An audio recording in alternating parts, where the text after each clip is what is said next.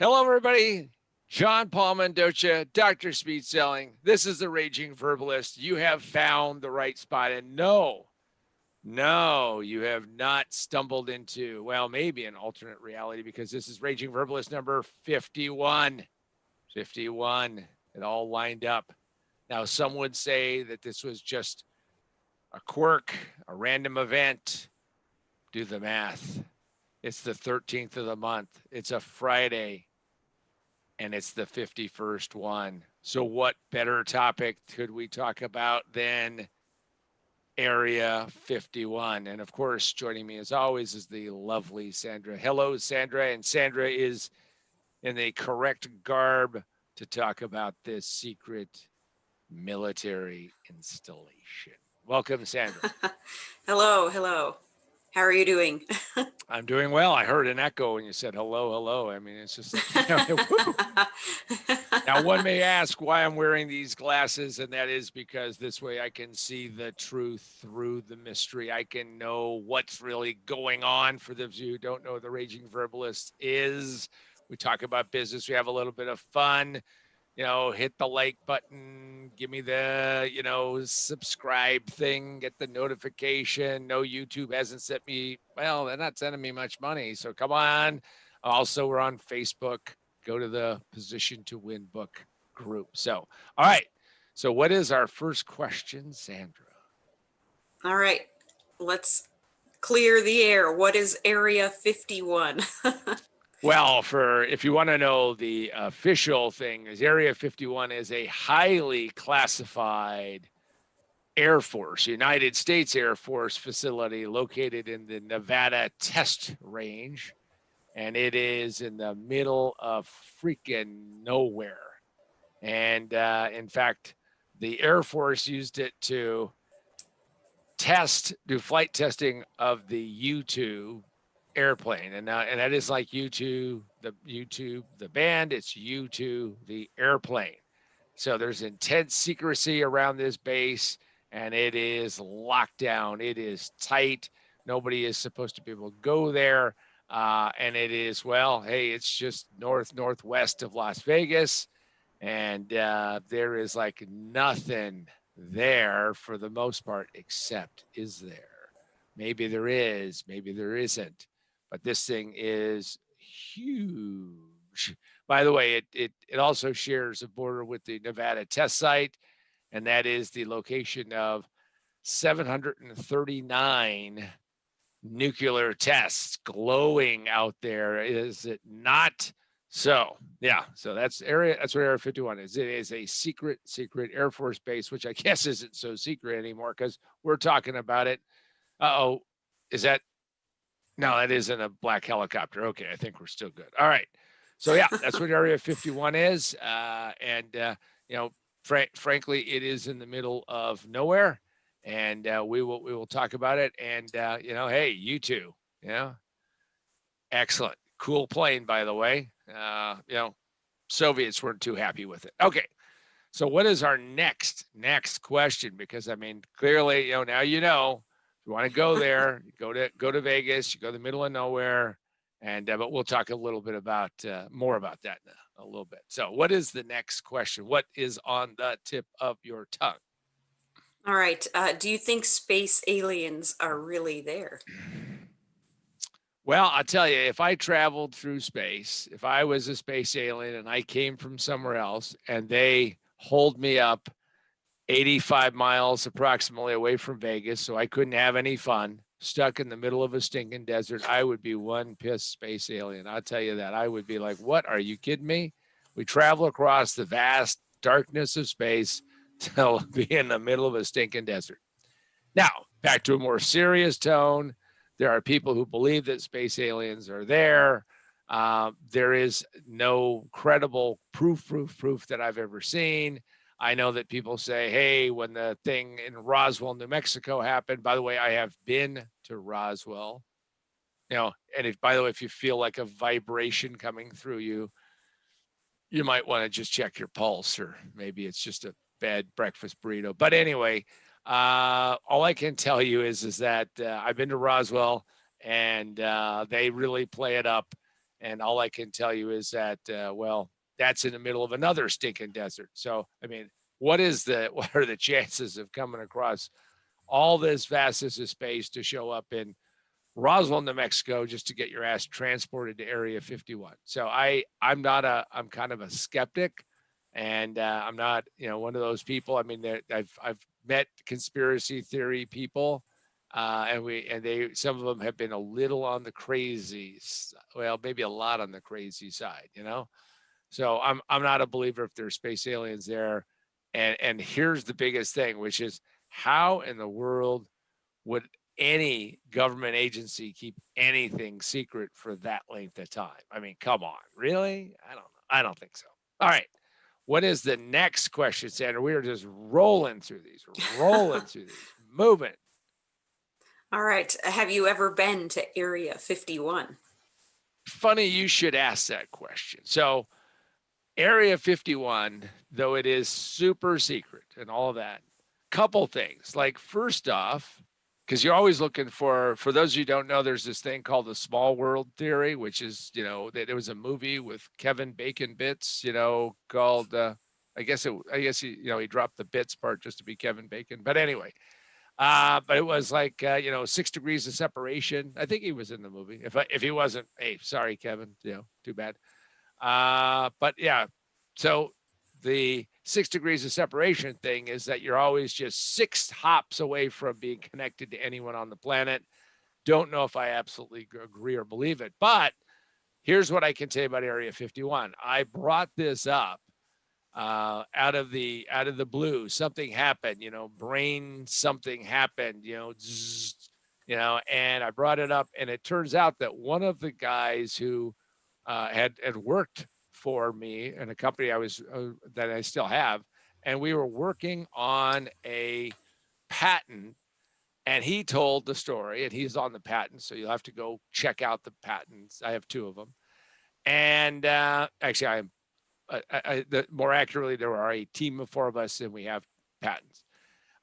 Anyway, he worked for a company, and they developed the invisible secret border perimeter fence for all of Area 51. No shit. No kidding.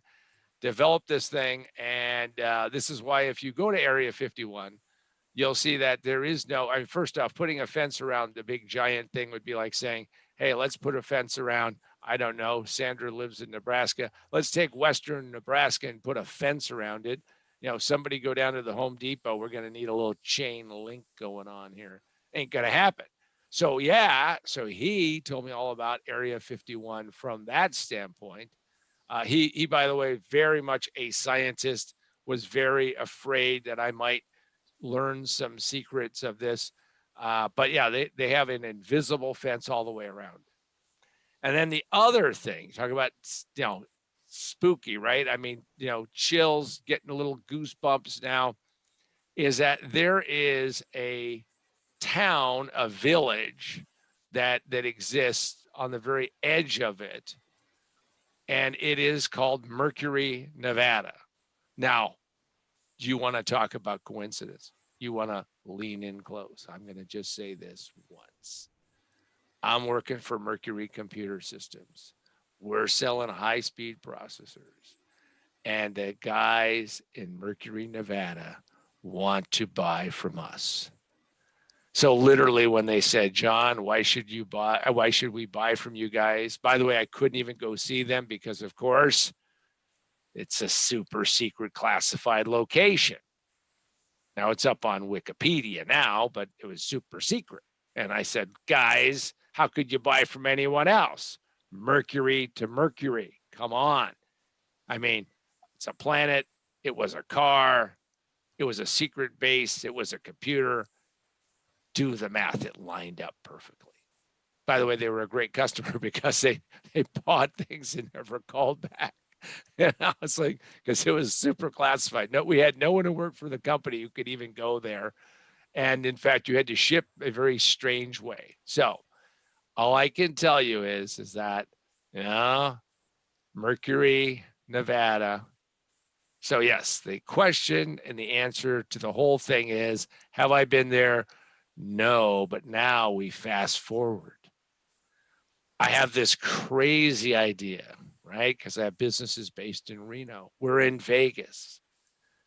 We say, okay, we're going to go up through the great expanse of Nevada. It's a big empty.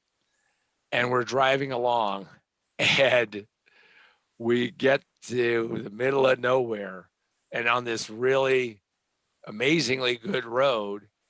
And I'm like, this is really strange. This road is like in the middle of nowhere, and it's a really good road. I mean, beautiful. Not what I expected. And here's this sign, and the sign says with a little arrow, Mercury, Nevada. So I had to stop. My wife wouldn't let me drive that direction because it said, as soon as you made the turn, it said, warning, U.S. government property, and it didn't say get the F out, but it could have. So I was that close to Mercury, Nevada. Now, what happened to that beautiful road is that as we continued on it, 2 miles down the road, it turns into essentially a 2-lane, looks like Prospectors Road. Crazy. And it keeps getting worse. Yeah, that was the trip from hell. The Mercury part was the highlight. The next 7 hours were just driving through desolate nowhere. And later I find out that there was this Canadian couple that drove that similar road and they ran out of gas. And because they have so few people, like this is like one of those things you're just tooling along. And then you notice like there's nobody. There's nobody in the back, there's nobody in the front, there's nobody. And apparently they went at a time of year that there were even fewer travelers. They ran out of gas and they expired. Maybe something to do with space aliens. But anyway, so yes, have I been to Area 51? On the periphery. And that's as close as I get. Now, you don't need to be on the periphery. In fact, you can be right in the front row. You can have a seat right there. And what you need to do is you need to get serious. And you know what you need to do is you got to get learned up, schooled up, get on top of it. And you need to read what? This book. Most businesses fail. This is my copy. See those? I put the Post-it notes to remind me of the good parts. You've got to find them yourself. But most businesses fail in the first 5 minutes. It just takes them 3 to 5 years to realize it. Position to win. Look at that. Isn't that what? Look at that. Look at that. We spot the real money for the high-end graphics there. Also, you can go to positionwinbook.com, positionwinbook.com, find out all the other stuff that I'm doing and involved in. You can join the Facebook group if you haven't already done it. Subscribe, get this kind of stuff. Send me comments. Don't be a jerk. Have fun with it. Go do that. Life is too short. But remember, buy the book. We need to sell books. I mean, Sandra is wasting away. She is there, and she has a bird that she has to feed. Besides which, she just had a bird fly into her, sliding glass door. So, she can sit there and say to her delightful hubby, we have fowl for dinner. All right, Sandra, what is the next question? And how will you prepare the bird which thumped its head against your slider door? We'll see. I'm thinking some garlic, some seasoning. Sell the feathers to somebody who wants to make a dream catcher. Yeah, exactly. Yeah. Exactly. All right. Moving along. Why do you think everyone is so fascinated by Area 51? I think that in some ways it just speaks to the fact that we have this, humans are the only that I know of, only creatures who really understand kind of like something beyond, the normal things of survival. And because of it, we sit there and we wake up and we go, hey, you know what? Let's dream up some cool stuff. Just imagine, these Greeks drinking a little wine, leaning back, looking up at the stars. They've already exhausted. There's nothing good to watch on Netflix anymore. Wait, they didn't have the internet. Well, but they're looking up and they go, hey, look, that looks like a bull. Yeah, really? Yeah, that looks like a goat. Yeah. No, how come nobody ever said that looks like a motorcycle? I don't know. I guess ahead of their time or something. But I think people are really fascinated by Area 51 because of the fact that they want to believe that aliens landed, the government, clearly covered it up, and that they want to believe in it because it means that we actually have made contact. We think that by making contact, we'll have figured out some of the things, and maybe so. I think part of what we also are, we know how screwed up things can really be. So we want to believe that somebody out there's got to have an answer. I mean, wouldn't it be great if there really was an alien and the guy, I shouldn't say guy, whatever gender-esque they are, shows up and we go, great, you've now traveled this great distance. You probably have great wisdom. You're an advanced thing. We want to know if you have the answers. And they say, well, no, we've been monitoring your radio, television, and satellite broadcasts. We're here to get the answers from you. How would that feel? Would we just go, oh, shit, we're in trouble. Make something up quick. Make it up quick, please. We don't know what the hell we're doing. But I think people love the whole Area 51 thing because it just is mysterious. And of course, since nobody's ever been to a classified base, they have visions of what happens there. They've watched, Independence Day. By the way, I got a bone to pick with this Independence Day movie. Now, I know it's a review that's coming in a little late. It was, how many years ago on July 4th, but I got to say this. I want to know how the hell Jeff Goldblum, first off, it's Jeff Goldblum. How the hell and he's a big dude too. I mean, aren't space aliens little tiny guys? So how the hell is he getting into the ship? But anyway, how does he take his computer and interface it to the computer on the alien ship and get it connected like the first time? I have a PC that won't print to a printer in my office, in spite of having an IT guy who sits there and scratches his ass. True story. Not pretty. We're not talking like, ooh, look at that. No, we're talking like, ooh, look at that. And he goes, it should work. I mean, we got all the right settings. Maybe we ought to reboot the computer. Whoa, I'm paying you money to tell me that? Like I couldn't figure out how to do that myself. But Jeff Goldblum, no. He attaches to the, okay. So if that's really out there in Area 51, damn it, bring them out. And here's what I want to know for them damn space aliens. One, why the hell won't my printer print when I want it to print? Tell me what the hell is the answer to that.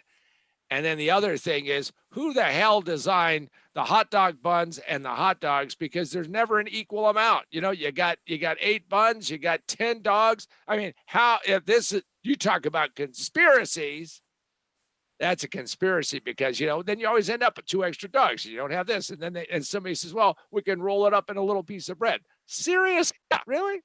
Or you can say, well, we can chop it up into little pieces and toss it into, our SpaghettiOs. Yeah, like kids need to have SpaghettiOs. Yeah. Anyway, where were we? So I think we were talking about something pretty important there. But if there is, I think people are fascinated by Area 51 because they say there's got to be some answers, and they put hope on that, and that's why they do it. So, what is our next question? Pull me back from the brink. Pull me back. All right. What about all of the conspiracy theories? Is the government really hiding anything? Well, in my experience, these guys have a hard time hiding anything, let alone something this big. But maybe they are. Maybe this is the one that they figured out how to hide. But I think that the government hiding something is hard to believe because they are, just like, you can have a bucket or you can have a colander. A bucket is great for carrying water. A colander is great for getting your floor wet. So if you decide that you want to go out there and say, well, can the government keep their act together? Can they stop this thing from leaking? I would say no. Now, of course, there are people who say there's the secret documents, there's all of these other things. I'm sure that we're studying everything that we can study, and we will probably know more somewhere down the road. But most of what I've read about it is pretty marginal. And here's the reality. Having worked around the classified areas of the world, I can tell you it is really hard to keep things secret. So I'm selling computers to the Navy, and I'm up in Washington State. And we have, I'm sitting there and I'd love to see like a nuclear submarine. I mean, cool thing, right? I mean, hunt for Red October. I'm a fan. I'd love to see it. And I'm sitting there and I tell these guys, well, hey, I'd like to see that. They say, well, John, you really can't see it because it's classified. You got to have it. You got to have this, you got to have that. And I said, okay. Or what you can do is you can go and drive the back way. And what happens is that the submarines go out through this little, as they leave port, they go out and they go past what they affectionately call KGB point. This is before the Berlin Wall fell. And they go past KGB point. And there are people who watch for the submarines to go out. And then they go out into the Pacific Ocean and then submerge. And then they go do what they do. And KGB point, well, there are people who are, conspiracy people. And then there were KGB Russian agents. And then there are CIA agents. And then there are FBI. And everybody, I guess, is out there watching for this thing. So, yeah, how do they keep this stuff secret? I would find it really hard to believe. But some people say they have.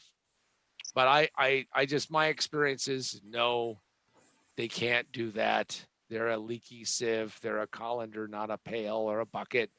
And they would just dribble all over the floor and tell us all that stuff. So I am, again, mark me down as a doubter. I know that there's some of you out there watching, you're on an endless loop, watching the Sasquatch loop of, the big giant Sasquatch walking through the woods, but anyway, mark me down as that. So, okay. What do we have? What is because I know we have, we have a final, this is it, she's going to break it open. The seal will come off of the envelope and she will ask, what will today be the final question? All right. Why are we so addicted to conspiracy theories? Well, I think part of it is that as we go through life, we have to say, this can't be all of it. This can't be it. And so centuries ago, we said it was witchcraft, it was bad spirits, it was other things.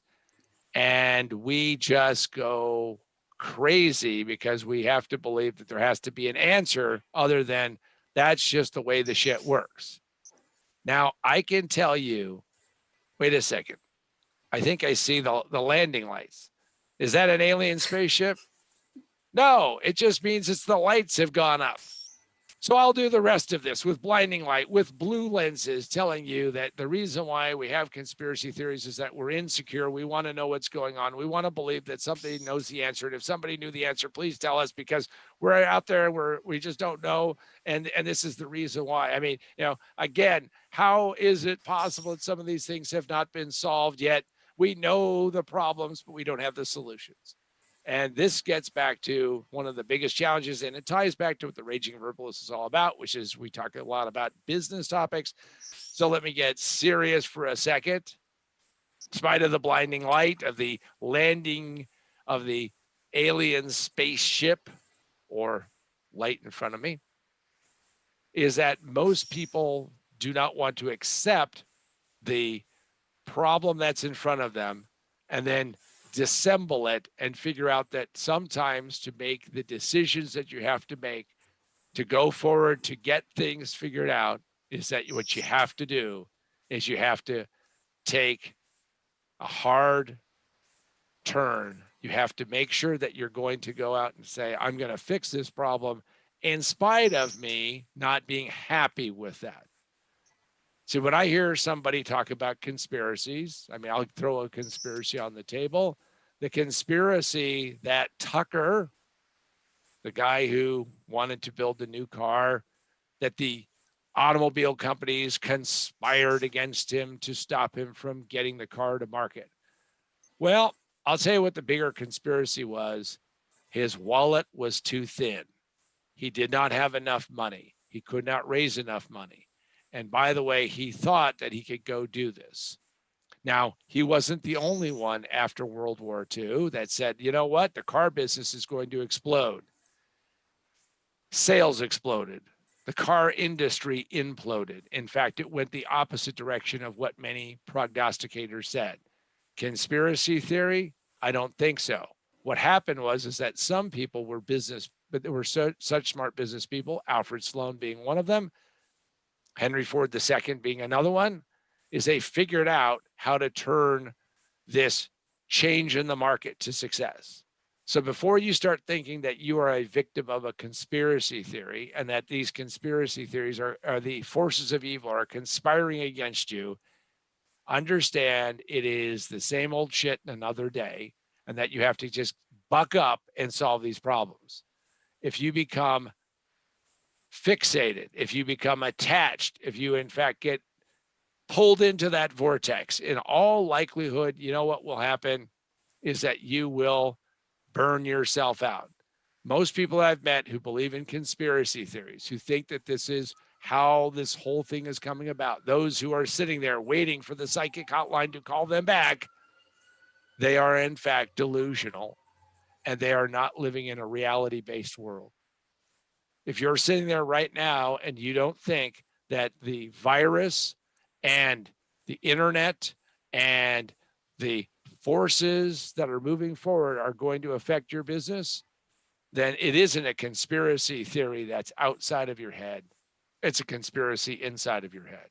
Look, what you really have to do is look at things very directly, very bluntly, and say, how do I get to a defensible position? How do I move beyond survival? And more importantly, how do I not get where I burn up my energy on ridiculous things like conspiracy theories? Maybe they're right, maybe they're wrong, but all I can say is, well, until next time, what you should do, if you really want to follow this, is, of course, become a subscriber to the Raging Verbalist. Join me on my Facebook page. Send in questions so the lovely Sandra can then put them up and say, John, here's a topic people are interested in, or a question that they have a burning desire to know the answer to that only maybe you would have an answer to. Then do that. Also go to positiontowinbook.com, positiontowinbook.com. Go out and have a great Friday the 13th. I know it's one of those days that you may want to throw salt over your shoulder. Make sure that you have the right chant going on and all of those things. I know that Sandra will be back next week. She will have had some foul and hopefully it turns out okay. And all of that. Sandra, thank you for joining me on our Area 51, Raging Verbalist 51. And as the ship starts pulling away from me and I wave goodbye to the space aliens going to the next dimension, all I can say is thank you, Sandra, for joining. Thanks for having me. And for all of you who have listened, hopefully you've gotten a little bit of fun and you've gotten a lot more serious. And make sure that you don't get sucked into Area 51.